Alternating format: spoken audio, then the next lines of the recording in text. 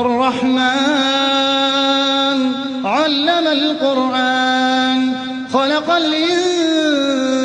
علمه البيان الشمس والقمر بحسبان والنجم والشجر يسجدان والسماء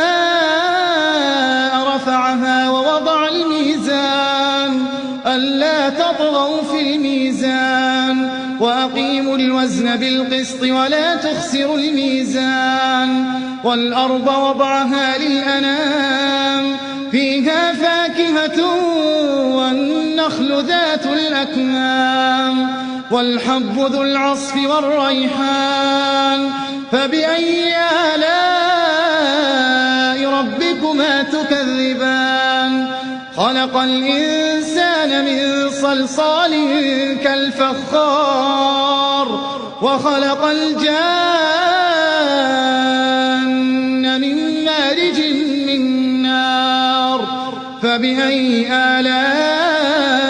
ربكما تكذبان رب المشرقين ورب المغربين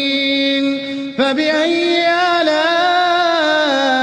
ربكما تكذبان مرج البحرين يلتقيان بينهما برزخ لا يبغيان فبأي آلاء ربكما تكذبان يخرج منهما اللؤلؤ والمرجان فبأي آلاء ربكما تكذبان وله الجوار المنشآت في البحر كالأعلام فبأي آلاء ربكما تكذبان كل من عليها فان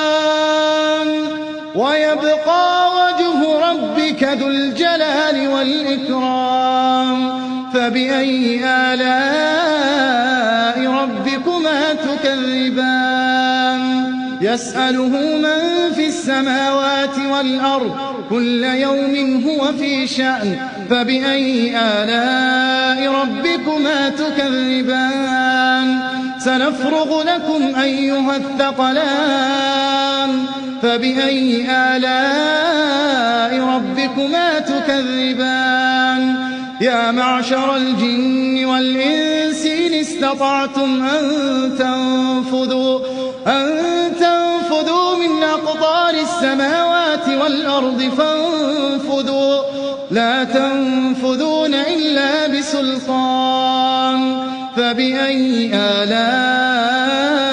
ربكما تكذبان يرسل عليكما شواظ من نار ونحاس فلا تنتصران فبأي آلاء ربكما تكذبان فإذا انشقت السماء فكانت وردة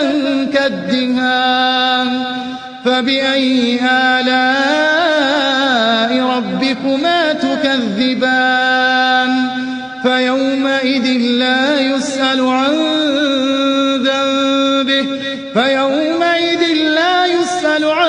ذنبه إنس ولا جان فبأي آلاء ربكما تكذبان يعرف المجرمون بسيماهم فيؤخذ بالنواصي والأقدام فبأي آلاء ربكما تكذبان هذه جهنم التي يكذب بها المجرمون يطوفون